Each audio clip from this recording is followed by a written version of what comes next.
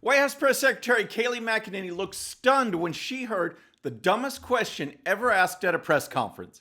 We'll see if you agree. Democrats say that Mount Rushmore is now a symbol of white supremacy. Plus, students at a Wisconsin university want to say goodbye to Abraham Lincoln. All that and more. I'm Bobby Eberle. This is a 13-minute news hour. And God bless the United States of America.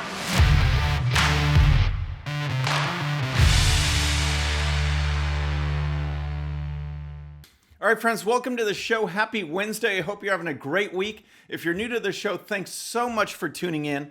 We're going to start with White House Press Secretary Kayleigh McEnany in this week's press briefings, both on Monday and last night, because it just shows that the left, the media, are all in the tank, the Democrats together, pushing a narrative that is anti-Trump.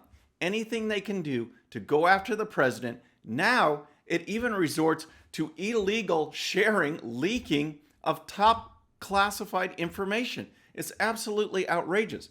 This has to do with the story that broke in the New York Times about Russia putting out bounties, paying bounties to Taliban members in Afghanistan to target and kill our troops. And if you're not familiar with the story, here's some background. News that Moscow allegedly offered bounties to Afghan militants who killed U.S. soldiers was first reported over the weekend in the New York Times. The Washington Post further reported that Russian bounties are believed to have resulted in the deaths of several U.S. service members.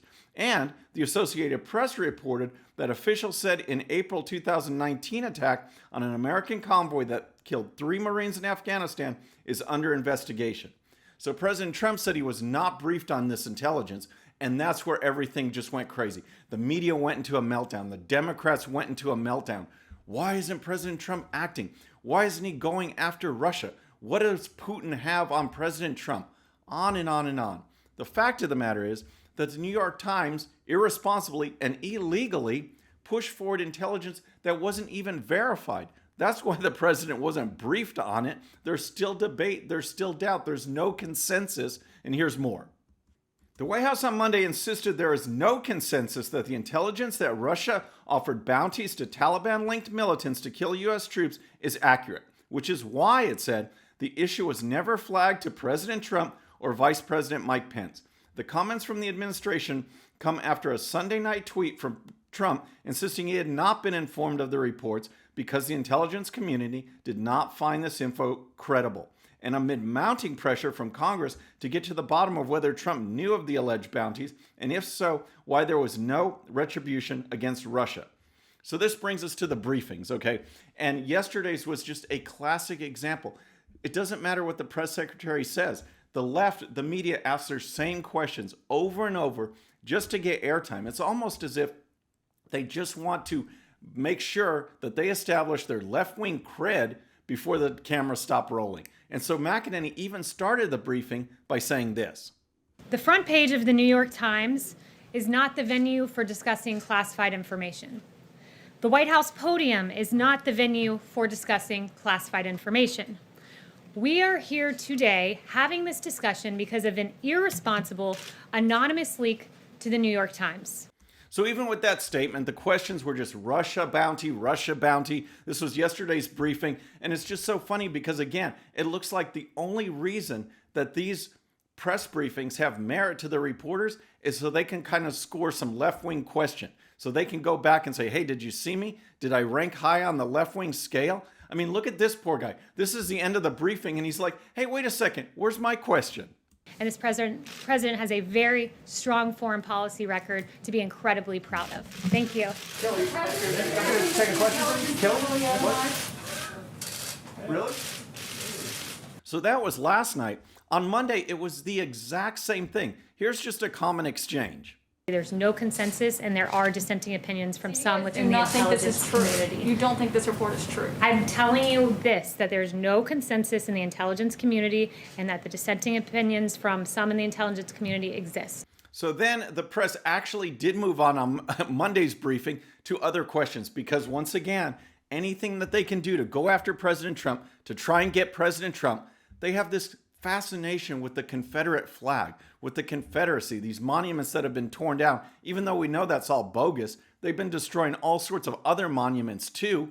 Washington, Grant, Jefferson, Lincoln. It's so outrageous. But here was one of the questions that was asked. And do you have any comment on Mississippi taking steps to remove the Confederate emblem from the state flag? I would say that that's a decision for Mississippi to make, and it's commendable that they took this action in a lawful manner and took the appropriate steps rather than trying to tear down statues and monuments. So that was a great response from McEnany, and we see it was perfect thing to say. Mississippi is going to do what Mississippi does, and they do it the right way. They discuss, they debate possible legislation, not destruction, not vandalism, not rioting. That's not the way to get this issue addressed.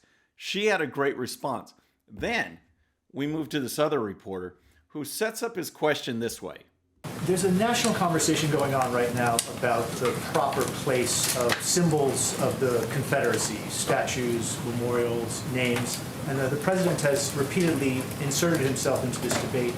And I think a lot of people are trying to understand what his view of memorializing the Confederacy is and the proper place of the Confederate flag. First of all, there isn't this national conversation on Confederate statues that the president inserted himself into. That's just completely wrong. There is a nationwide destruction and vandalism of statues of all sorts that the president has been forced to act on, been forced to comment on. That's what he's been doing. So the reporter was just totally off base there. But then that leads to his question. And I know what you're thinking with this headline. It's like, oh, Bobby, engaging in hyperbole, dumbest question ever. I hate engaging in hyperbole. You know that. I want to make headlines and thumbnails interesting. But, you hear it. Most outrageous ever. Craziest question ever. But then when you actually hear this, it's like, does this top it? So just look at this question. Listen to this question from this guy. And you tell me, was this the dumbest question ever? I think Kayleigh McEnany's expression tells the whole story. Does President Trump believe that it was a good thing that the South lost the Civil War? And then two, what kind of question is that? Again, she hasn't been here in the job that long, but she's been press secretary for the campaign. Now she's White House press secretary. She's heard a lot of dumb questions, but that has to be the dumbest. The expression on her face was just priceless because, how can this guy ask these kind of questions with a straight face? It's absolutely outrageous. And here's her response. Well, your first question is absolutely absurd. He's proud of the United States of America. It's just unreal. And in case you're wondering if this bozo just happened to get like a temporary pass and just got in for the day, this is Politico's chief White House correspondent, Ryan Lizza. That's who he is. That's who asked this question. And again, they don't care about the content of these press conferences. It's just who can have that craziest question. Who could be the most left wing so that when they get together in their parties or have to talk to their boss, they've gone up on the scale. They've gotten their left wing gold star for the day. It's just nuts. And he was blasted on social media, but it doesn't matter. They still keep going. They do the same things. So next, I want to talk about what the Democrats are doing. That's the media. The Democrats are at it too. But first, if you love this show, if you love the way it's going, if you're new to the show, please subscribe. And when you do, please hit that bell so you'll be notified. We're making our push for 100,000 subscribers by Election Day. 100K by Election Day, and we can do it with your help. So next, I want to talk about the Democrats because they've gone insane over the weekend this week. They are talking about Mount Rushmore. Now, this is their latest target. Mount Rushmore is somehow a symbol of white supremacy. So the left-wing Guardian put a story together about the president's upcoming trip to Mount Rushmore. He's going to give a speech in commemoration of Independence Day, 4th of July. The Democrats, the Democrat National Committee, then tweeted out on that story, here's what they wrote.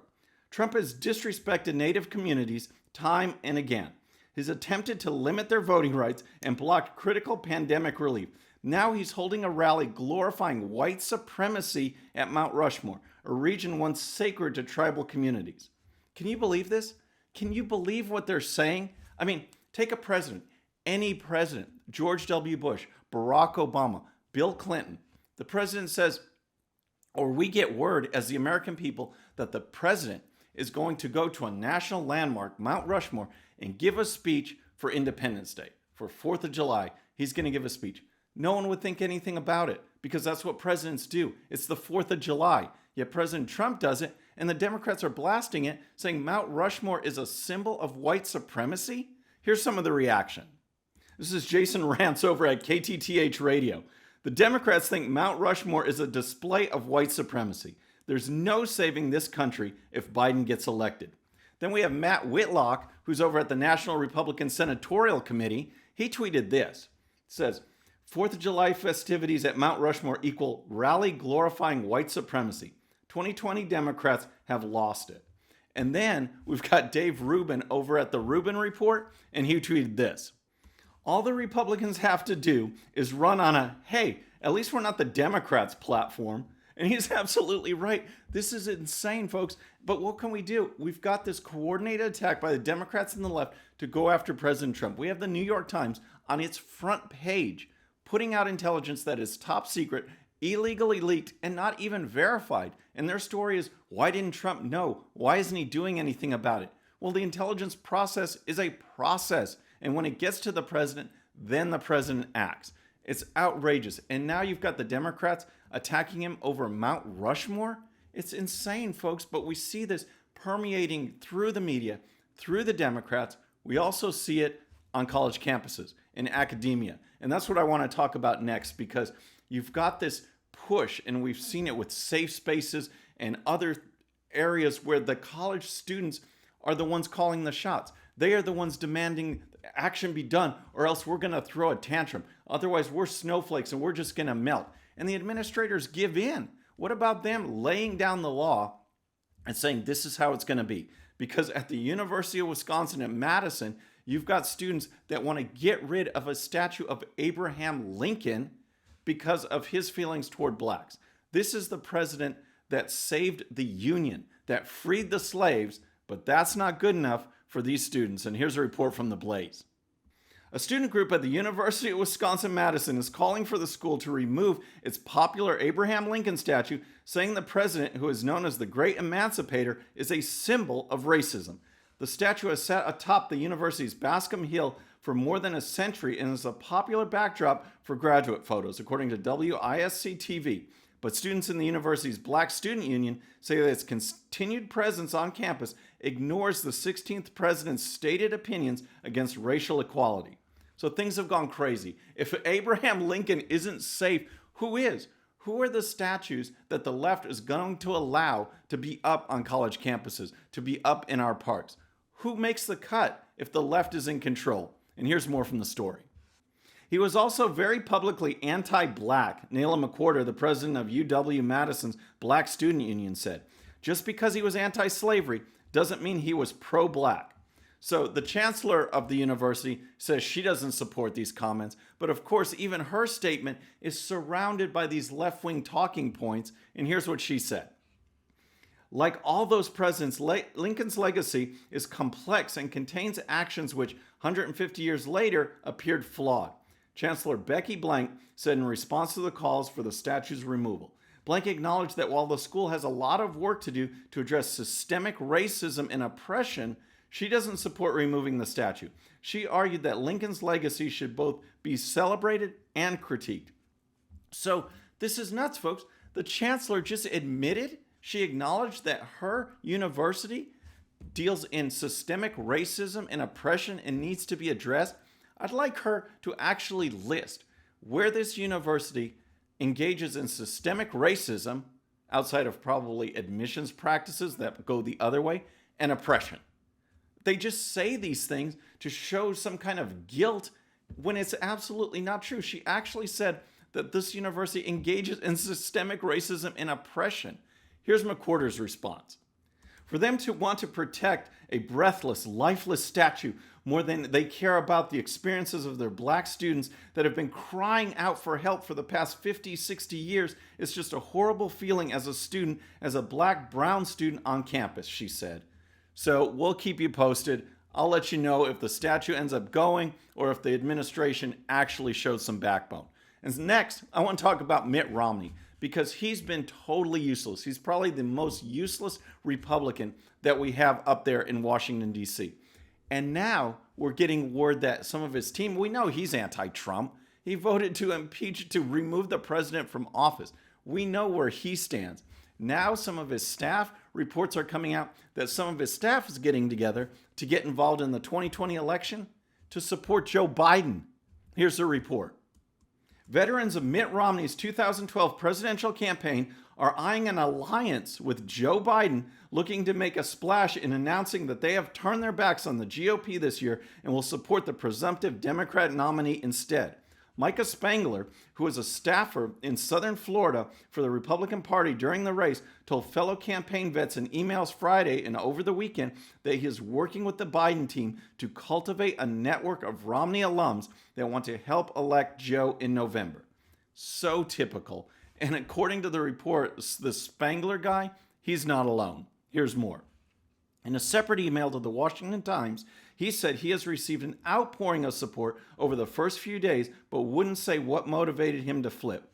Dozens and dozens of Romney 2012 staffers have signed up, and there's plenty more outreach to do, he said in the email. So, fortunately, not all of Romney's folks are on board with the Spangler guy and his team of Romney people that are going to support Joe Biden. Some of them have actually spoke out. But this just shows you, folks, this is why we need to clean house. This is why President Trump gets so much hassle, because he wants to drain the swamp, because he speaks out on the status quo. Because once people get to Washington, whether it's Republican or Democrat, they become part of the swamp. And Romney is a perfect example of the ills, the dangers of the swamp, and actually getting conservative agenda moved forward and passed so that we can improve the country. Folks, that's our show for today. I hope you enjoyed it. Please subscribe, and when you do, please hit that bell so you'll be notified, and we'll see you next time. I'm Bobby Eberle. This is the 13-Minute News Hour.